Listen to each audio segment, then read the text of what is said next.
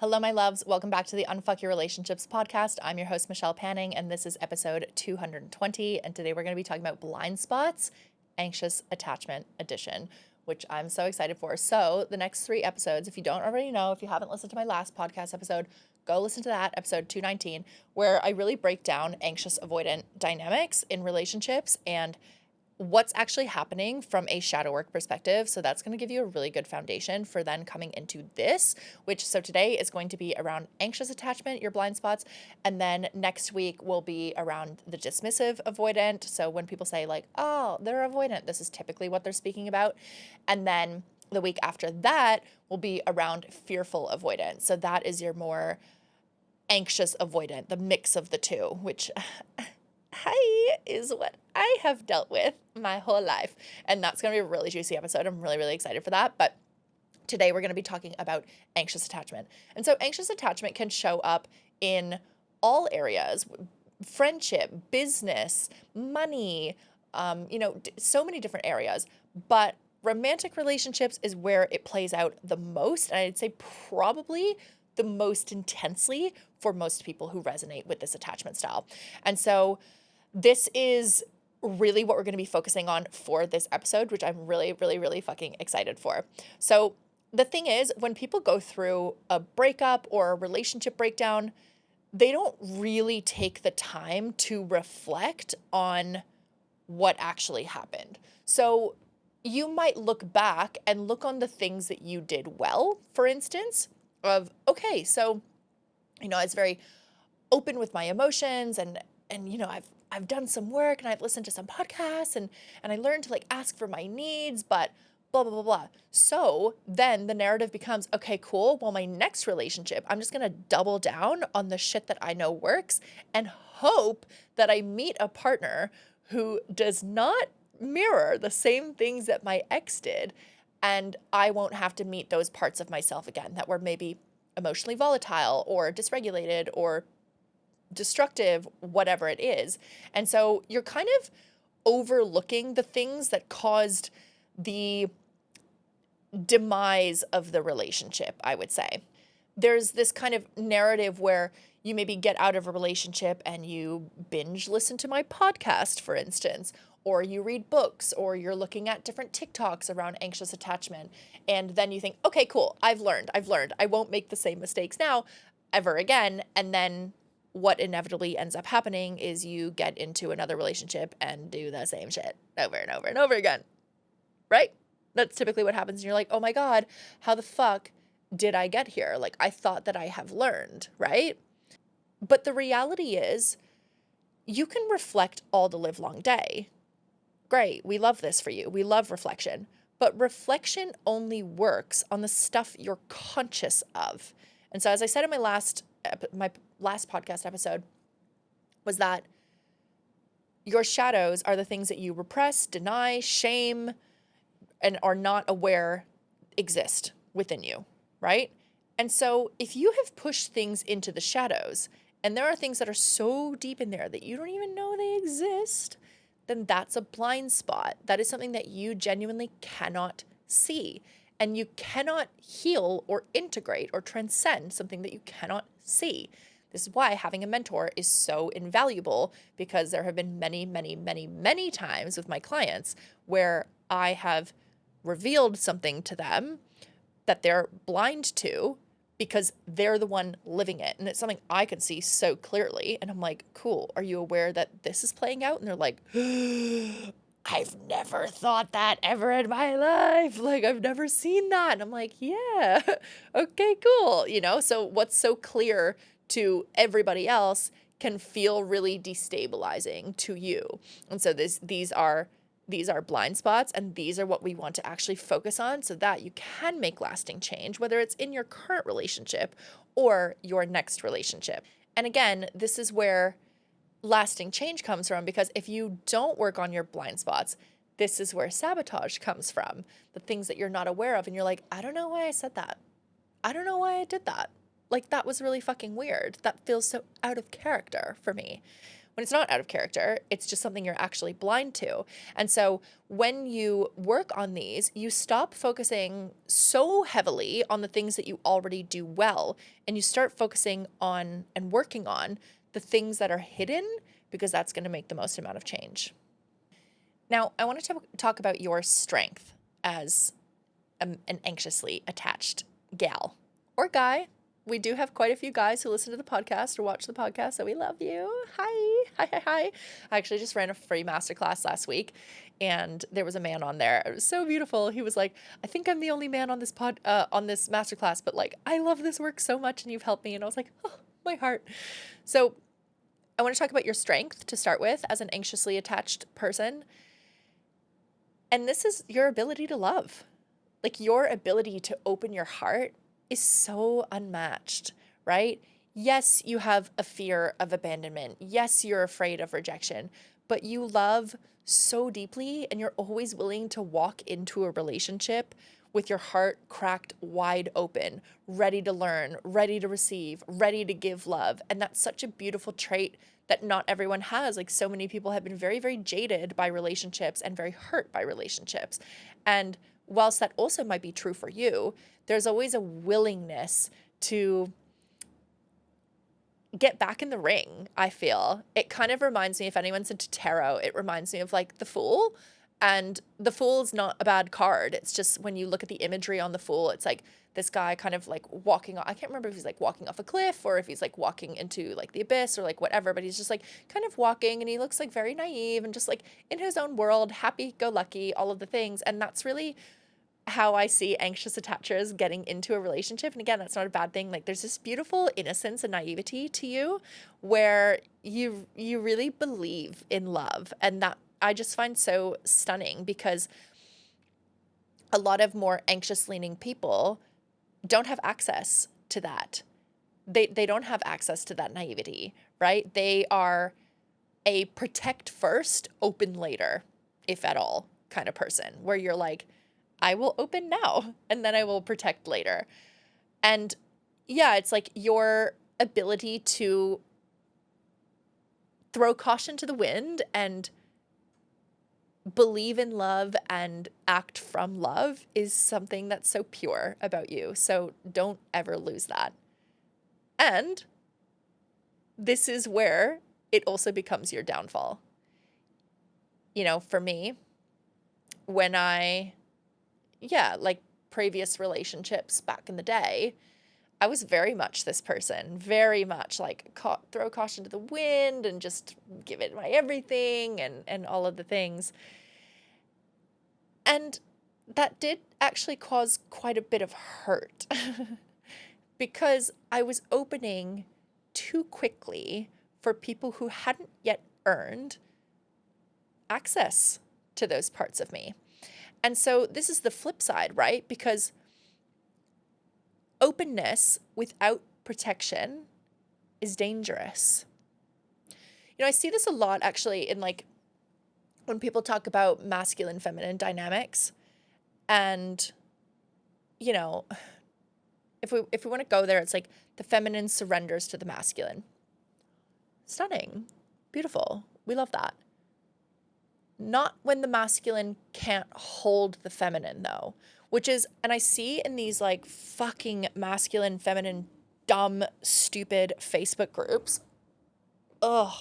I was like, I don't know why I'm in them. Yes, I do, because I love a car accident in terms of like, I don't want to look, but I can't look away, you know? Where I'm like, oh, this is such good content.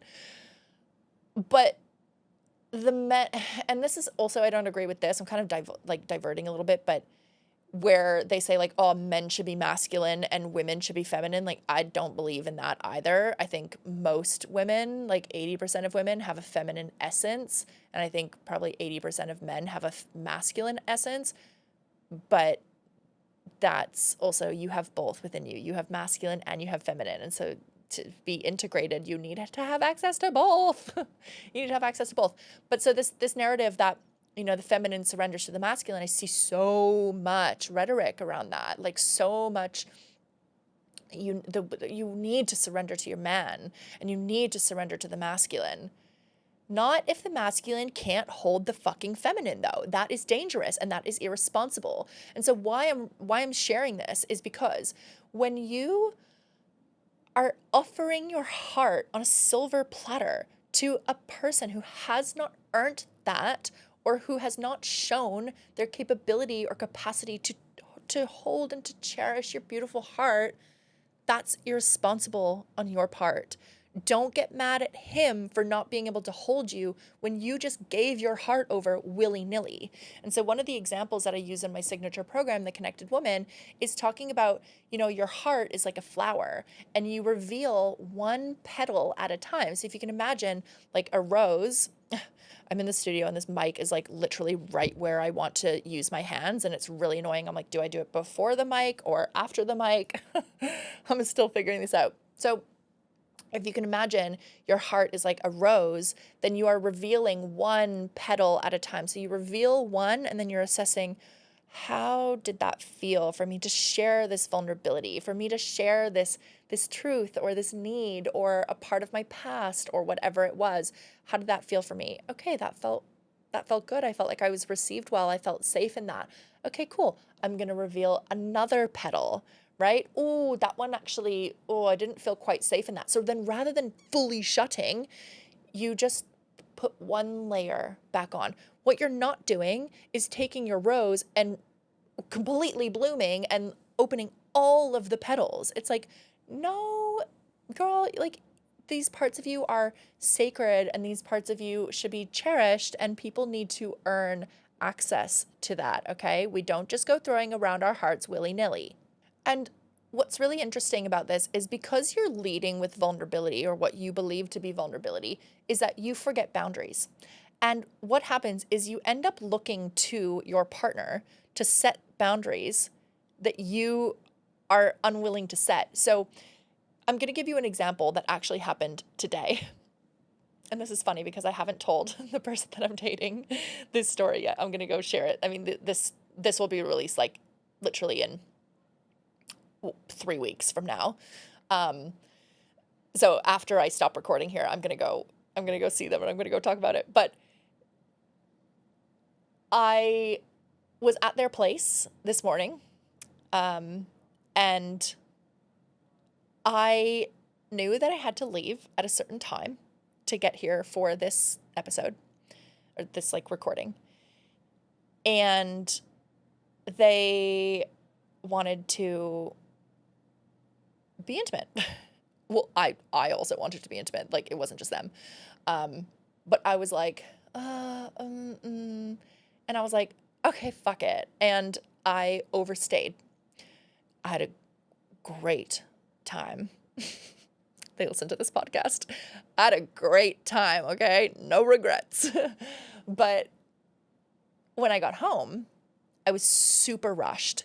I had to prep for these. Like I had to get ready. I had to shower. I had to wash my hair. I needed to do my makeup. I needed to curl my hair. Like I needed to get dressed. I needed to find an outfit. Like all of the things. I was really fucking stressed and really rushed. And I noticed myself being like, oh, like fucking like they knew I had to be out at this specific time. Like why did they ask me to stay? And immediately I was like, oh my gosh, Michelle, that's so fucking interesting. Like you are literally looking to them being like, you fucking said, like I said, oh, I need to leave by this time. And they, invited me to stay back for a bit. I made the decision to stay. Why am I looking to them to fucking honor my boundaries for myself? That's on me to be like, as much as I would love to, I need to go, I'll see you later. And so I noticed like my resentment and like my frustration towards them. I was like, oh, how dare they? And then I was like, wait, that's really fucking misplaced. And so then I was like, okay, cool. What needs to happen? And I thought about, okay, I'm gonna ask them that when I say I need to leave a certain time, that they respect that. And then I was like, no, that's not actually it. I'm gonna ask me that when I set a boundary, that I'm gonna honor that I'm gonna stick to my boundaries. And I was like, that's the fucking thing. Okay. So that strength gets turned into your downfall because you expect other people to set boundaries and stick to them for you, right? You're like, I'm going to love without abandon, and you're going to be the containment. You're going to be the one to reel it in. You're going to be the one to set the boundaries and to stick to it. No, baby, that's your lesson. That's what you need to learn, because what ends up happening is that when they don't do it, you feel abandoned, you feel rejected, you feel resentful, you might even feel enraged. But at the end of the day, like, that's the truth is, it's not their job, it's yours. So for you, what's really important is keeping that beautiful, open, squishy heart of yours and creating containment and creating safety for yourself so that you're not always getting, you feel like the fucking inflatable man at the car wash getting whiplash in your relationships, right? So for instance, you get out of a breakup and you're like, oh my God, okay, I'm never doing that again. Okay, let's make a list of all the red flags. Let's look at all the red flags. And these are the things that I'm not going to tolerate. And these are my non-negotiables. And these are my boundaries. All wonderful things. I teach them in my program, Swipe Right. Like, I stand by them also, right? But you end up convincing yourself that you're being really smart, when in reality, you haven't dealt with the actual blind spot of the fact that you just freely give your heart. Because even if you do meet a secure man or a secure woman or whoever, it's still irresponsible to give your heart over completely to someone who has not earned the right to it. And I'm not saying that they need to prove themselves to you and it needs to take years and all the things. No, what I mean by someone earning your heart is that their actions match their words. They are consistent. How they show up behind closed doors is how they show up outside, right? There are green flags consistently built over time. That is how trust builds, right? Not just, oh my God, they did this nice thing one time. Oh, I love them. So amazing. So consistent. Are we fucking kidding? Is the bar in literal hell? It is. The bar is in hell. We're not fucking doing that, right? The idea that when you're like, oh, I'll just find a better partner, you're still playing into the same fucking thing, which is finding safety in another person. That's codependency. That's not a vibe. Your lesson is about learning to source safety within yourself, learning to actually feel so fucking whole and complete within yourself that another person is the cherry on top. They're not the whole fucking ice cream sundae. You are. So then the question is, well, what do you do? Instead of, you're like, okay, well, I don't know how to like not fucking, here's everything. I understand. And this is going to take work on your part. This is going to require you to set boundaries. It's going to require you to regulate yourself. It's going to require you to learn to protect something really, really, really valuable. That valuable thing is you. And not from a space of putting up walls and being jaded and unable to connect, but actually knowing how valuable you are and cherishing that and honoring that and protecting that. But the reality is, like, most anxious attachers don't even realize what they're protecting and don't realize the value of what they're protecting because they don't know who they are outside of a relationship. And so when you're used to losing yourself in relationships, you become a bit of a chameleon where you're like, oh, I like this now. Oh, I like this. Oh.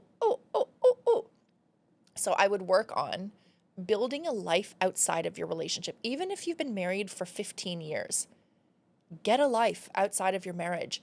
Get a life outside being a mother. Get a life. And I'm not saying that to put you down. I'm just saying you need to find something outside of your fucking relationship that brings you joy, that brings you fulfillment. I don't give a shit what it is. Get a cat. Get a dog. Volunteer. Participate in a fitness competition. Like, make running your hobby and your joy.